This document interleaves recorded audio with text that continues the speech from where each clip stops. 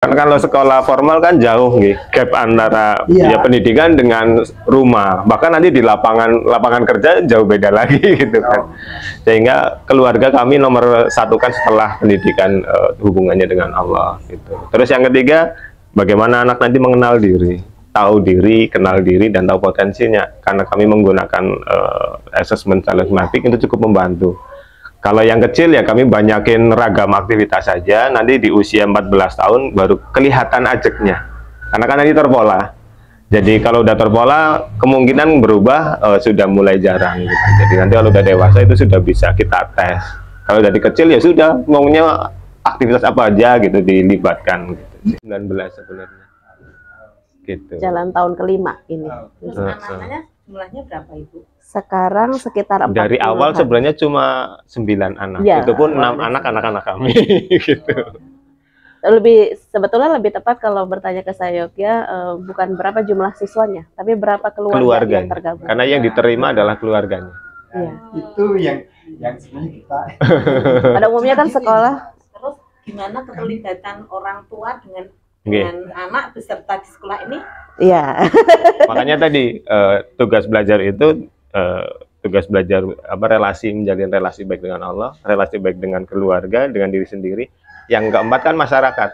Bagaimana ya anak pinter tapi ya nyambung dengan masyarakat atau apa. Tapi kalau produk yang dihasilkan atau mungkin gagasan yang dibawa sedikit merusak lingkungan, itu ya anak-anak kami harusnya tidak seperti itu. Itu idealnya. Kalau keterlibatan tadi orang tua, kurang lebih proporsinya sama. Karena tugas pengasuhan dan pendidikan utamanya ya orang tua. Sehingga dari awal kami harus wawancara dua-duanya. Gitu. Terus ini untuk membuat orang tua percaya itu kan nggak mudah. Nah, itu awalnya gimana? Ya, makanya kami nggak banyak koar-koar, nggak banyak promo. Artinya sampai saat ini kami belum punya brosur dan tidak mencetak brosur. Kemudian secara formal itu belum membuka pendaftaran siswa baru sampai tahun kelima ini. Ini belum ada pendaftaran siswa yang resmi. Cuma datang aja orang lewat, ada sekolah, kemudian tanya, cocok secara visi misi gitu. Jadi sepanjang tahun dibuka. Tapi sejauh ini juga kami membatasi, tidak ingin banyak-banyak. Terus menyampaikan gitu. ke keluarga-keluarga itu bagaimana? Ya, ini yang unik juga. Kita dari rumah ke rumah. Ya, ini pengalaman nih. Kalau di sekolah yang lama, saya begitu. Door to door, bahkan bagi brosur di tempat umum. Jadi random. Tapi setelah di sini, karena kami pun kan sebelumnya bukan asli Jogja, di Klaten. Kang Firman kan juga dari Bandung gitu kan. Apa yang kami lakukan sebenarnya memperjelas diri. Kang Firman dengan talent mappingnya, kemudian pendidikan tentang konsultasi keluarga juga. Kami juga dunia anak-anak, pendidikan keluarga juga dan lingkungan. Sedari kami punya bayi itu, jadi istri saya lahir punya bayi di perut 4 bulan kan nggak bisa apa-apa, resign. Setelah lahir 4 bulan saya yang resign, karena tadinya saya di sekolah alam berdua. Ketika ada anak, kok mikir nanti anak kita gimana? Ya udah, fokus ke anak-anak. Sampai tahun kelima ya. Jadi sampai tahun kelima kita pindah ke sini. Anak-anak kami belum sekolah di sini sebenarnya. Masih ngurus anak-anak, dan tadi dengan memperjelas diri, orang tua yang pertama hadir di Sayogya itu orang tua yang kami rasa cukup militan. Karena teman-teman komunitas, teman-teman yang satu visi misi. Karena kembali lagi kita itu warnanya apa sih? Nah, kita suaranya apa sih? Jadi yang datang ke sini ya alhamdulillah kurang lebih hampir mirip-mirip. Jadi kadang kayak satu keluarga ya gitu. Terus udah nyambung. Tapi kalau kita random menyebarkan daging gitu, umpan, yang datang nanti maunya macam-macam. Jadi tadi di awal kita nggak ingin banyak, itu cukup membantu kita untuk ya tidak ngoyo gitu. Sebagai orang Jawa, orang Jogja itu kan ya biasanya pertumbuhan sekolah alam itu kan hampir 200% di tahun kedua. Tapi kami ya pelan-pelan banget. Kalau bisa ya semakin pelan itu semakin baik. Gitu. Dirasakan.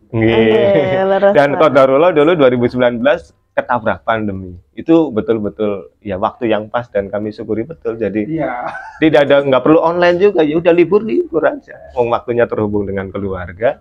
Bagaimana juga anak-anak bagian dari keluarga dan masyarakat. Gitu.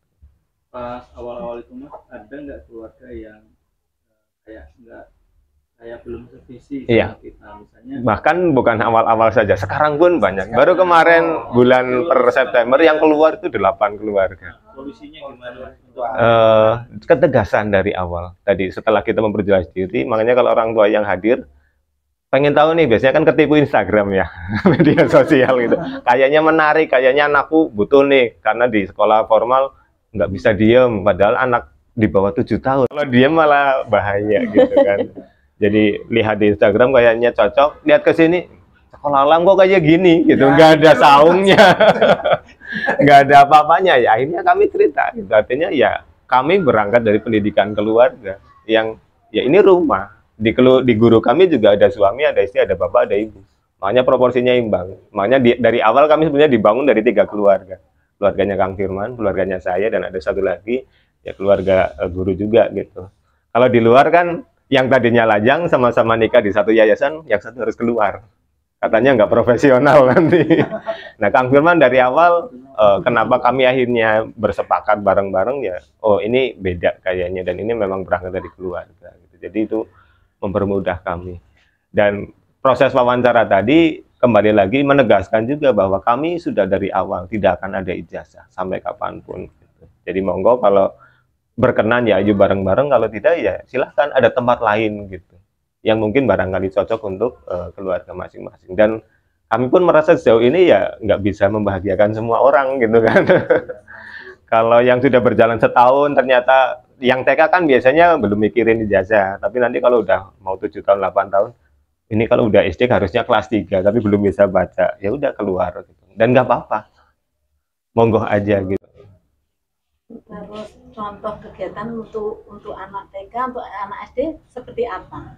Iya, kalau kegiatan sebenarnya kurang lebih sama. Ada yang karena kami kan tematik, dan tematiknya sendiri ya lebih berhubungan dengan kearifan lokal. Apa yang dihadirkan di Jogja, apa yang dihadirkan di desa ini, potensi alamnya gitu. Jadi kalau Jawa kan ada Pranoto Mongso ya, yang dulu mungkin ya ini bener nggak sih gitu hitungannya, padahal itu ya ilmu gitu, sains yang di Jawa yang itu digunakan untuk kayak ini lagi kemarau panjang, pohon randu meranggas sudah mulai bersemi, nanti ada mau datang musim apa nih, di ladang lagi nggak nanam sawah gitu, nggak jadi sawah lagi jadi ladang jagung gitu ya, kami terlibat langsung gitu. Jadi belajar bertani bukan di buku apa ya, langsung aja ke Pak Tani yang sudah ahli gitu kan, kita ikut nanam. Ke peternak sapi juga begitu. Jadi ya langsung terhubung. Kalau praktisnya setiap hari ya tadi temanya apa, nanti kita langsung praktek. Cuma kalau nanti yang kecil biasanya lebih satu tema bisa untuk seminggu. Tapi kalau yang besar mungkin satu tema bisa untuk 1 bulan. Karena nanti bahasnya bisa lebih dalam. Misalkan sampai proyeknya apa, sampai jualan juga, mungkin olahannya apa. Jadi lebih lama gitu. Memang dipisah-pisahkan ya umur sekian itu programnya. Kadang ada yang dipisah, kadang ada yang bareng. Itu karena tadi keluarga, jadi ya dari anak-anak yang cuma anak tunggal udah besar di sini kerasa punya adik, karena dipasrai ngasuh adik-adiknya. Yang kecil juga punya kakak, seneng gitu ada kakak yang membantu gitu. Ada yang belajar menjadi kakak, belajar menjadi adik. Ya. Terus keterlibatan orang tua datang ke sini tuh apa setiap hari atau ada skalanya? Kalau mengantar setiap hari gitu kan. Bahkan kalau yang TK saya mewajibkan bapak-bapak yang nganter anaknya. Karena kan di mana-mana jadi kan ada istilah macan ternak ya, macan nganter anak.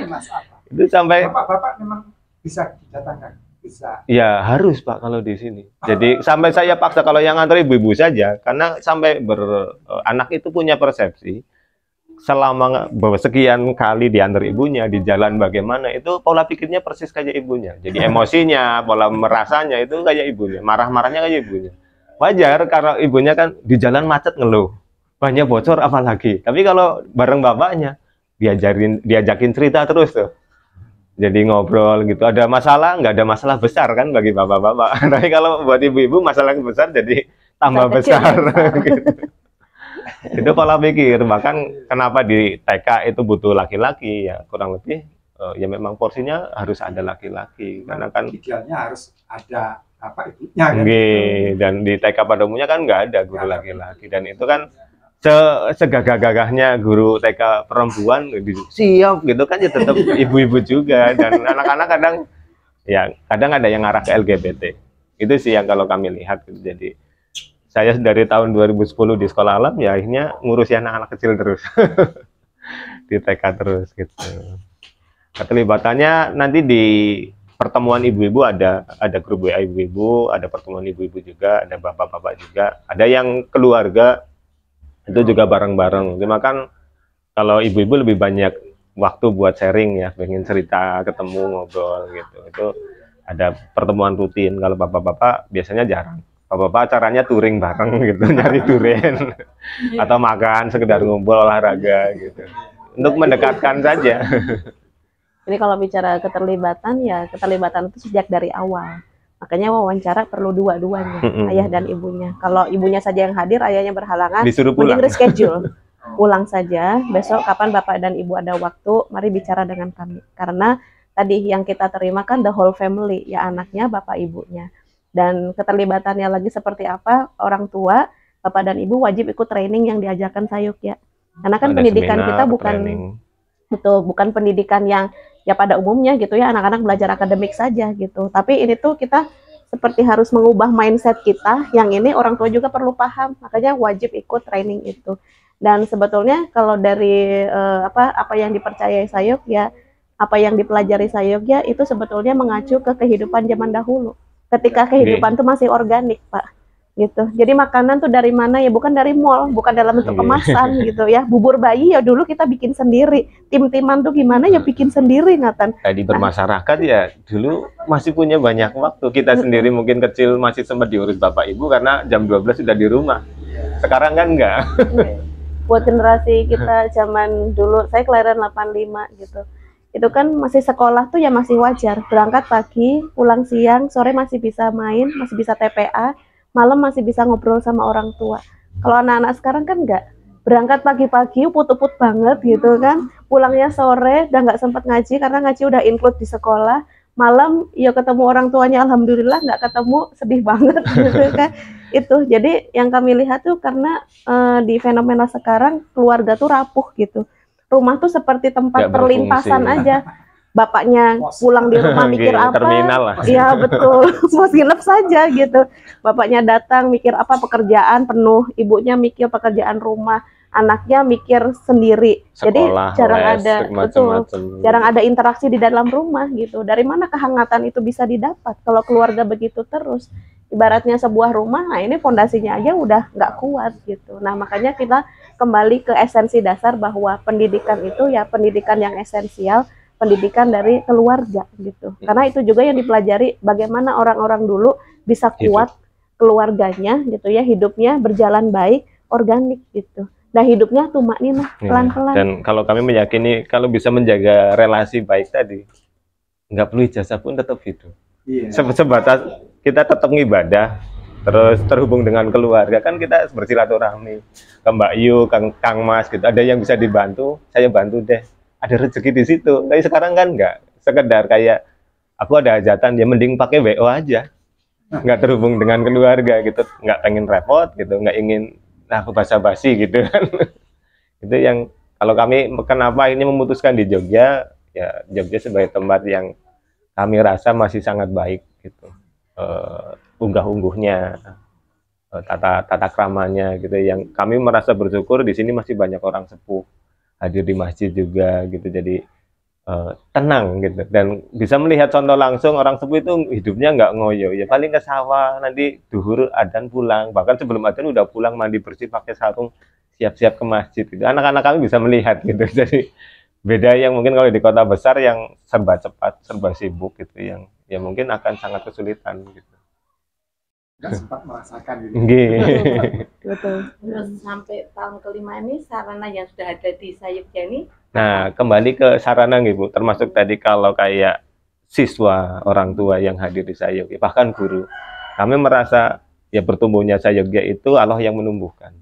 Karena tadi kita nggak membuka pendaftaran, kita nggak membuka lowongan guru, tapi sejauh ini Allah datangkan orang tua dan murid. Kemudian Allah datangkan guru satu persatu. Jadi yang tadinya anaknya siswanya cuma 6, 9, ya udah cukup diurus kita. Kemudian ada teman yang nambah, ya Allah tambahkan guru. Ada yang mahasiswa datang ke sini udah semester akhir, ngajar di sini ya langsung ditembak aja gitu. Dan ada yang mau gitu. Kemudian ada keluarga yang hadir juga di sini akhirnya jadi guru gitu mau. Termasuk kalau tadi ya apa? Pertumbuhan fasilitas gitu. Ya sama dulunya kami cuma di sini. Jadi mulai dari yang dulu sudah ada SD, kemudian ada SMP dan SMA. SMP-nya itu anaknya Kang Firman, yang SMA itu anak Bogor. Kemudian ngekos di sini. Ya cuma di sini saja di tahun pertama. Sampai akhirnya kita ya pelan-pelan gitu. Ya diamati masyarakat ini apa sebenarnya gitu. Ya kelompok belajar aja Pak gitu belajar. Terus ya kita rajin ke masjid. Guru juga kan tinggal di sini. Akhirnya ya Kang Firman ngontrak di sini, saya juga ngontrak di sebelah sini.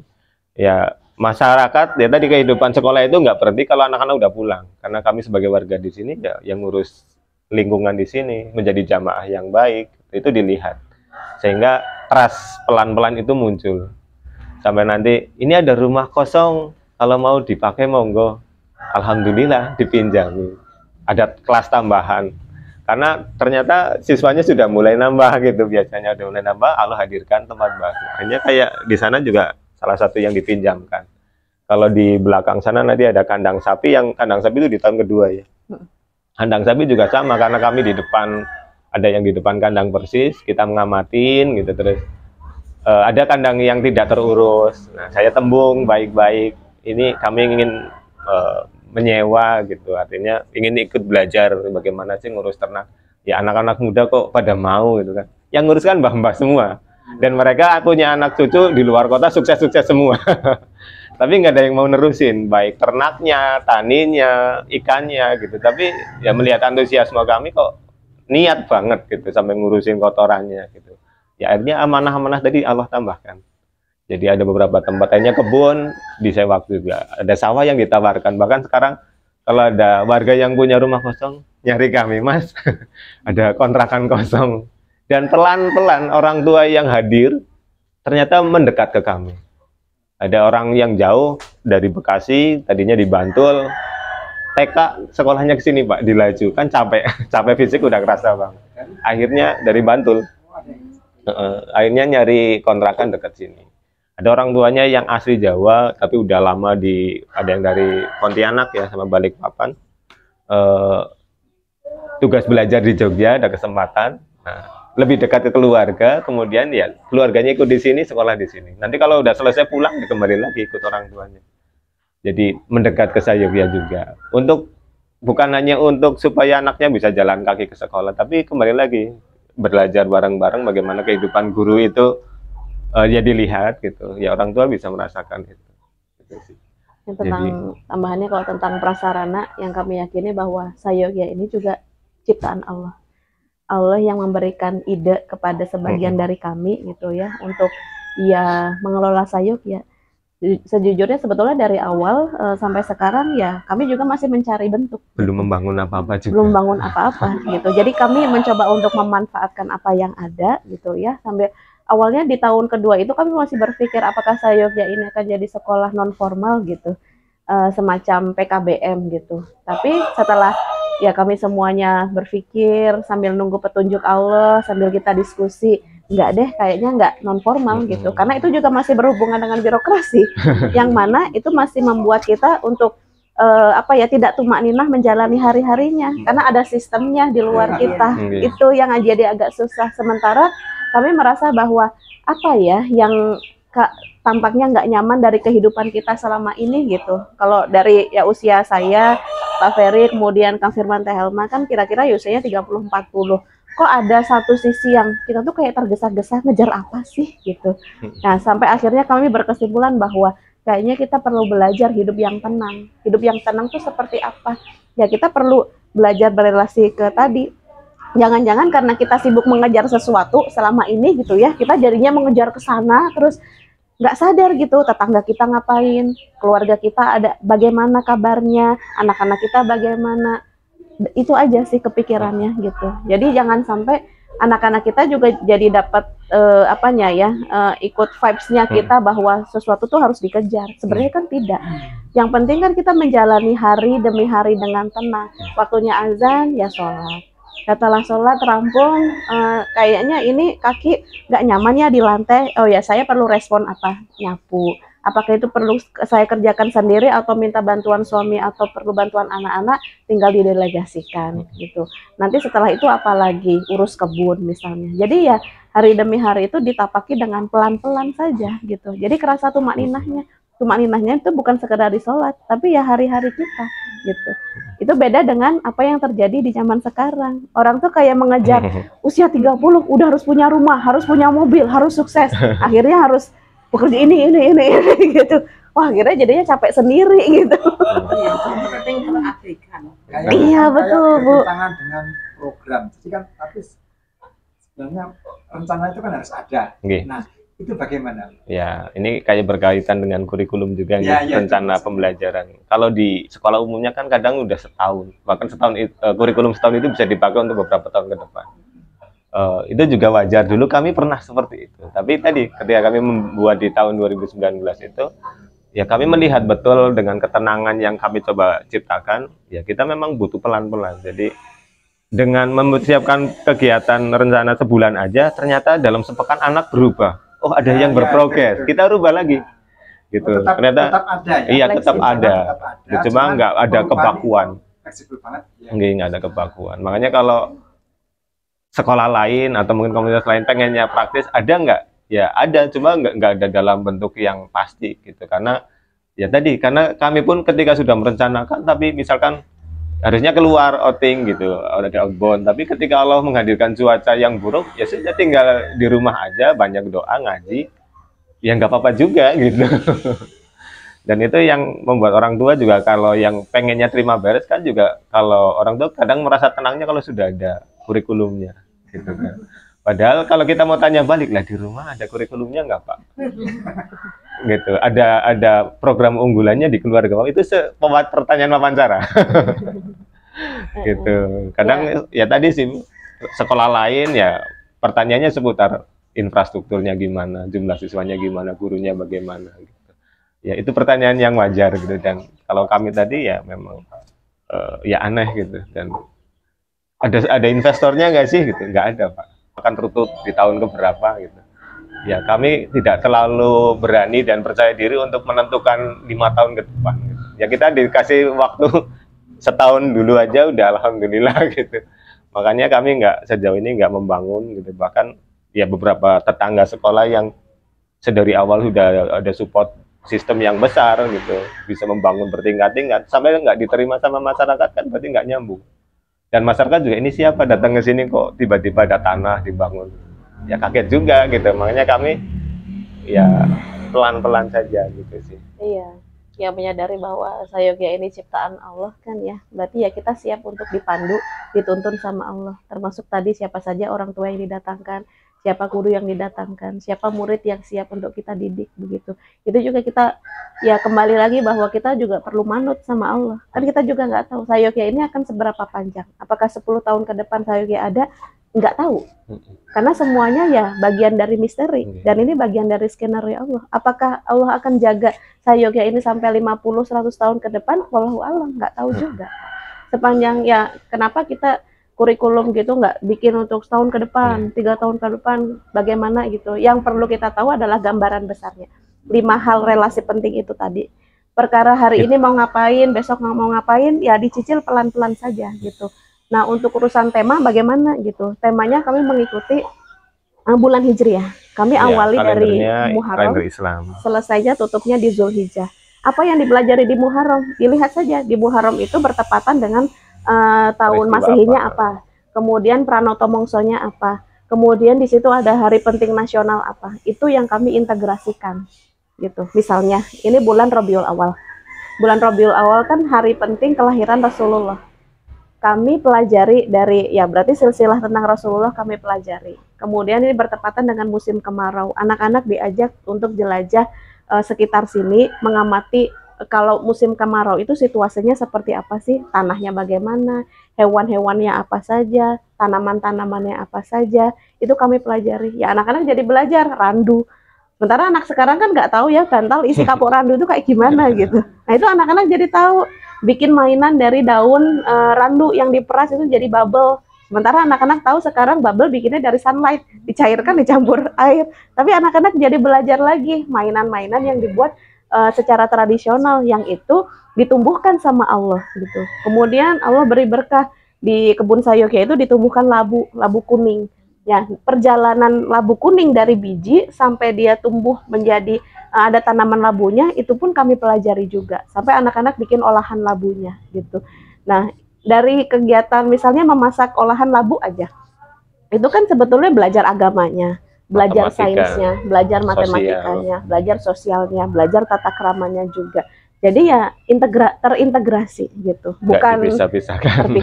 Karena selama ini kan kita belajar tuh nanam kacang hijau itu wajib ya, seperti nanam kacang hijau atau kacang tanah. SD dilakukan, SMP diulang, SMA juga diulang. SMA kan pol-pol sampai gerak fototropisme begitu, tapi nggak pernah tahu menumbuhkan kacang tanah atau kacang hijau itu sampai tumbuh menjadi tanaman dan berbuah. Itu kan jadi misterius. Buahnya itu di dalam tanah atau di atas gitu kan kacang hijau itu. Dan itu dibahasnya di pelajaran IPA, tidak dibahas di pelajaran agama. Padahal tumbuhnya sebuah biji, ada akarnya menjadi tanaman baru, bukankah itu sebuah bukti bahwa Allah itu yang maha menciptakan, Allah yang maha menumbuhkan, kembali ke akidahnya. Tapi itu selama ini kita sekolah nggak pernah tuh dibahas di pelajaran agama, gitu. Jadi ya anak-anak tuh belajarnya berbasis kegiatan. Kegiatannya apa, dari situ kita refleksikan bersama.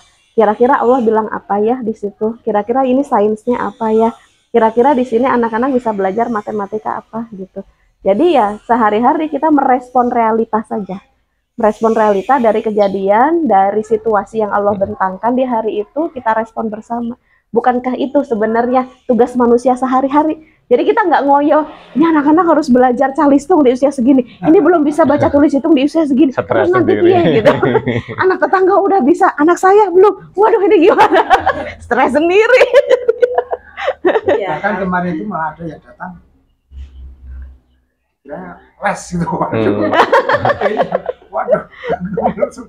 aduh, gimana untuk merubah yang soalnya kadang-kadang orang tua itu kelas 2 itu harus sudah bisa baca nulis. Betul, itu mindset orang tua di sana seperti itu. Jadi ya kita malah jadi kebingungan, kita tuh masuknya seperti ini bukan seperti itu.